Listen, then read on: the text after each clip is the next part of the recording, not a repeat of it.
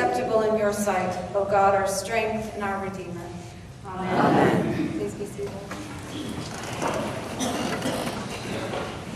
So I'm going to start by saying my internship at Strong Memorial Hospital as a chaplain is almost up, and the 7 interns, all of us are going over our time at the hospital and talking about what we feel the other has done for us.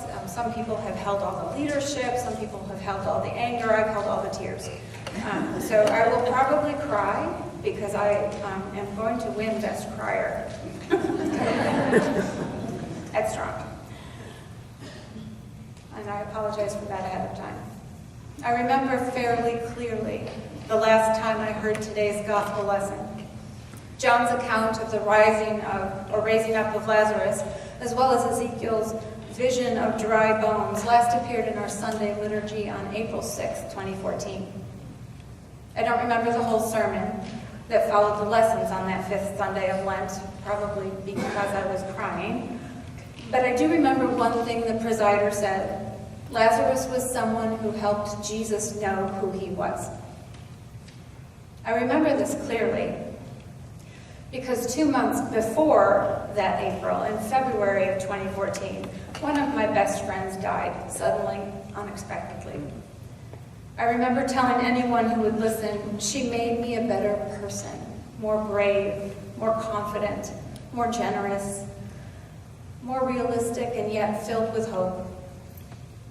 She called out the best in me. She helped me know who I am. And so that message 3 years ago resonated with me deeply. Lazarus helped Jesus know who he was. In our Hebrew Bible reading this morning, we're presented with words of hope in a series of vivid images. Ezekiel was a prophet in exile in Babylon when he had this vision of dry bones.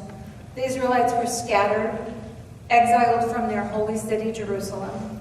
Their community seemed irreparably broken, far from their spiritual home, separated from the Spirit of God, dead beyond hope of revival, like sun-dried, scattered bones. In Ezekiel's vision, God asks Ezekiel if these scattered, dried-up bones can live. And Ezekiel responds, "Oh God, you know."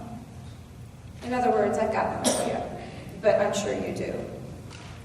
God tells Ezekiel to prophesy to the bones, say to them, "I will cause breath to enter you." Now, if I'm Ezekiel, and I'm glad this is a vision, I hope nobody's watching. I'm guessing, though, that Ezekiel is made of stronger stuff than I am, because Ezekiel prophesies as God tells him to do, and the bones gather together, one to the other, and muscles and tendons and skin and hair cover them, which is kind of scary. I keep thinking of Michael Jackson's Thriller. Ezekiel doesn't run away at the sight of a multitude of reassembled, lifeless bodies. He prophesies again, and God breathes on those bodies, into them, filling them with the spirit of life. In doing so, God, in this vision, demonstrates God's life-giving plan to rebuild the scattered community of Israel. God shows that this community that appears to have no life will have no life without the Spirit of God dwelling in it, wherever they are, breathing in and through it. Ezekiel's powerful vision reveals God calling out the community of Israel from their lifeless state. God helps them know who they are. God shows them who they are. In our gospel reading, Lazarus is dead. He's been dead for 4 days. He's most certainly dead. Long before fast cars, telephone, and the World Wide Web, by the time Jesus found out Lazarus was gravely ill, he was probably already dead. John presents us with this seemingly hopeless situation that is not unlike Ezekiel's valley of dried bones. But the gospel writer tells us that God has a plan here, too. That the full measure of Jesus' life-giving power will be revealed in the sign that follows. Jesus tells his disciples that he must go to Judea, and the disciples balk at that idea big time. You've got to be kidding. They were just trying to kill you there, and you want to go near Jerusalem? Jesus, being in communion with God the Father, talks about walking in the light and suggests that walking with him in tune as he is with God, they ought to be able to see better than they apparently do. Then he says, Lazarus is asleep, and I'm going to wake him. The disciples are still disoriented, and they're particularly obtuse, despite the fact that in their world, speaking of someone sleeping is a euphemism that's common for death.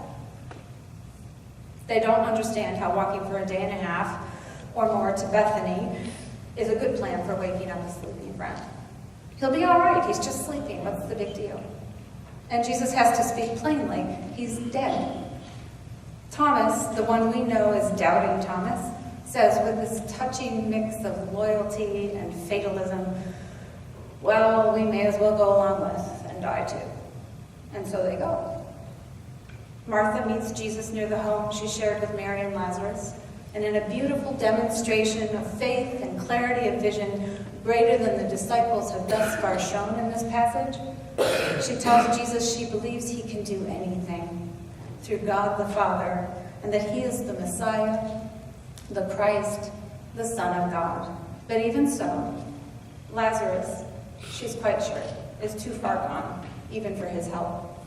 And then she goes to Mary to share the good news that Jesus has arrived at last, like a model disciple would. I don't know about you, but when I hear the story of Mary and Martha, you know, the one where Martha complains that to Jesus that Mary's not helping enough with her hospitality, and rather, she's put out. I've always wanted to be Mary rather than Martha. I've always wanted to be sitting at the feet of Jesus rather than fussing over the dishes. But in this story, I'd much rather be Martha. Out in front, greeting Jesus as a beloved friend, fellow mourner of her brother's death, and promised Messiah. She sees him for who he is. Mary stays at home with the other mourners, and Martha goes to her, demonstrating again true discipleship in her immediate expressions of belief, and also in acting on that belief by turning to share it with her sister. When Mary does come to Jesus, she too demonstrates true discipleship. She brings others with her, and she falls at his feet. And Jesus is angry. Not at Martha or Mary or any of those that are with them. Even though he knows what he's about to do, he is angry at death and the needless suffering and the terror it brings us. I remember my friend's funeral. Her 13-year-old son spoke, as did her husband, of how she had mothered not just her own children, but everyone she knew. Someone spoke representing the school, where she advocated for the best education possible for her children and for every child in that school, including my own. Another person talked of her early work with the gay men's health crisis. And another of her unfailing support of the New York City Food Bank. And there were others who sang her praises that horrible, horrible day. Listening to them in the midst of my grief, I was angry. Angry that death had robbed us all of this woman who had cared so deeply for so many. Angry at my powerlessness, our powerlessness, when death seems to win over life. Imagine how angry Jesus was, the life giver, at the death of his beloved friend. He asks, "Where is his body? Where have you laid him?" And they say, "Come and see." And overcome with sorrow, Jesus weeps. He's holding both anger and grief. He weeps for those who were terrorized by death, for the grief that consumed his dear friends Martha and Mary and the people that were with them and cared for them. And I believe in that little verse, Jesus wept, those two little words. He weeps for everyone who has ever grieved over the death of a beloved friend or family member. Those two words contain my own knee-buckling grief as I tried to stand by her gravesite, and the grief you have felt over losses in your lives. Jesus wept and weeps for all of us whenever death seems to win, and win big. When Jesus moves to the tomb, he's angry again, and he orders that the stone be removed. He prays a prayer of thanksgiving, and then he shouts. And it's a verb that's only used 3 times, I think, in John, and only once does Jesus shout. Later, people will shout for his death. Lazarus, come out. He calls out Lazarus, and Lazarus walks out. The words of Jesus, the life giver, are sufficient to overcome death. And Jesus, still not touching Lazarus himself, orders the others to unbind him and let him go. Their obedience to these instructions, touching the body that was once dead, restores Lazarus to his community and his community to Lazarus. A couple of Sundays ago, our collect of the day contained the following line: teach us to name our need, to love our neighbor, and to worship you in spirit and in truth, and to follow your example as the one who shows us who we are.